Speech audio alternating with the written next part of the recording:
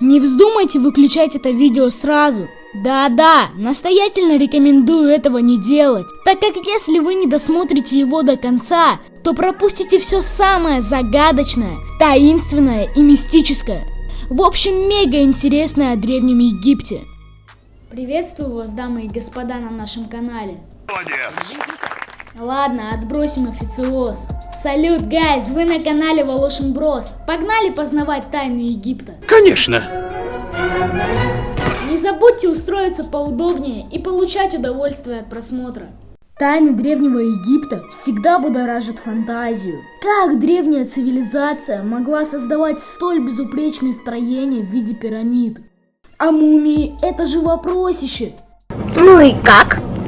Как египтяне в 3400 году до нашей эры ни с того ни с сего научились искусству мумификации? И правда так?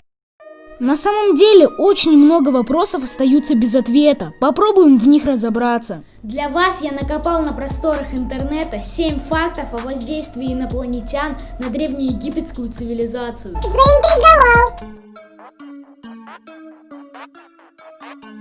Пирамиды построили не люди.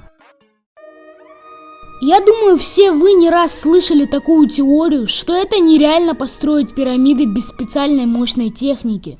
Конечно же нереально, посудите сами. Для начала блоки для пирамид, то есть цельные камни, должны были добыть и откуда-то доставить. Блоков огромное количество. Допустим, этот вопрос каким-то образом был решен. Но как же блоки поднимались и устанавливались? Вес одного кирпичика 2,5 тонны. Нехило, да? Поднять его могли только 10 человек. Больше бы просто не поместилось из-за размера блока. Соответственно, каждый из 10 человек должен был нести 250 килограмм. Для сравнения, это вес мотоцикла. Вот это качки жили в те времена. Но даже если они решили и этот вопрос, как древние архитекторы умудрились поставить столько пирамид абсолютно правильной геометрической формы? Если сейчас с техникой и технологией многие дома строят сикось-накось. Я придумал одну штуковину. Две штуковины. О-ля-ля, о-ля-ля. О, я молодец. У меня куча идей.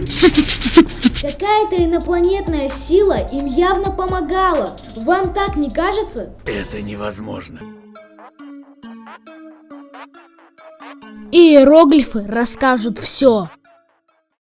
С точки зрения науки, огромную ценность в изучении древней цивилизации Египта представляют иероглифы. Есть среди них очень любопытные экземпляры. Например, иероглиф, на котором изображены люди с лампочкой в руках, или летательные аппараты, напоминающие наши нынешние самолеты и вертолеты. Как они могли их изобразить настолько точно?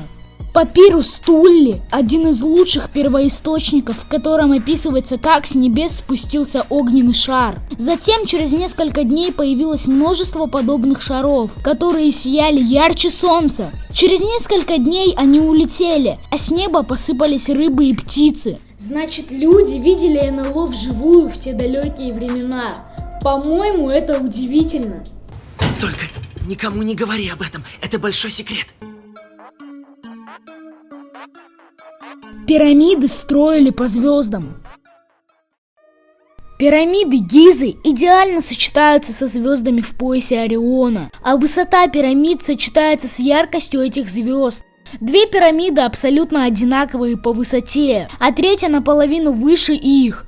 Точно так же две звезды в поясе Ориона одинаковые по яркости, а третья наполовину ярче их. Такое строительство пирамид потребовало бы огромных знаний в области науки, геометрии и астрономии, сравнимое с современными. Так что скажете? По-моему, они явно расположены не случайным образом. Инопланетяне на древних монетах. В Египте во время реконструкции Старого дома нашли очень странные монеты. На одной из них изображен необычный портрет, очень напоминающий инопланетянина. На второй изображен предмет, очень сильно похожий на инопланетный летающий объект. Многие ученые против этой теории, а уфологи считают, что историю нашей планеты надо пересмотреть. Ведь очень многие факты говорят о присутствии внеземных существ на Земле в древние времена. А как вы думаете, ребята, существует НЛО? Эхнатон родом из пришельцев. Значит, это правда? Загадкой последнего фараона-правителя Египта Эхнатона является отсутствие у него каких-либо предков. Кроме этого, известен он своей загадочной физиологией. У него была очень странная форма головы и остальных частей тела. Он был похож как на мужчину, так и на женщину. Египетская мифология рассказывает, что Эхнатон происходит от божеств, пришедших на нашу планету. Многие люди и по сей день верят, что этот правитель прибыл к нам из других миров. Его супруга Нефертити также имела странную форму черепа. Может и вправду они были не с этой планеты? Артефакты с других планет. Ничего подобного. Ну, ребята, вас ничем не удивишь. Тогда встречайте еще один факт.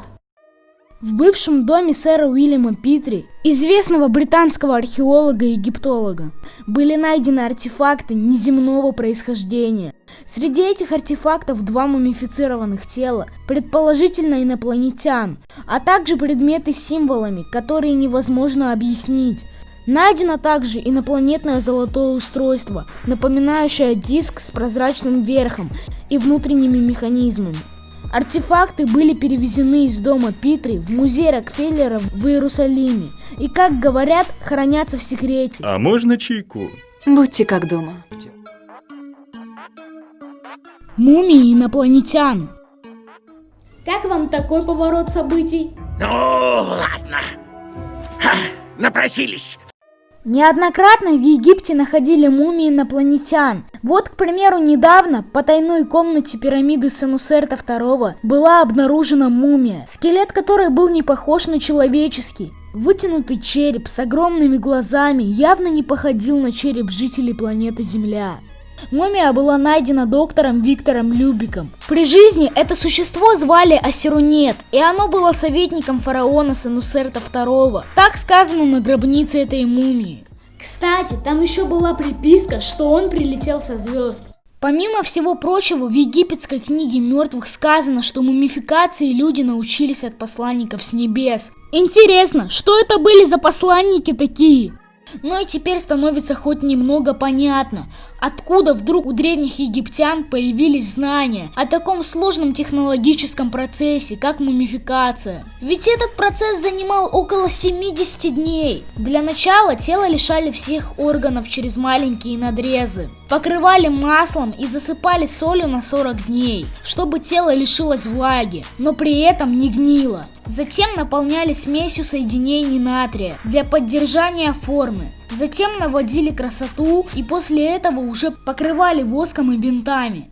Но как бы такой процесс во сне не приснится, как таблица Менделеева? Ну да.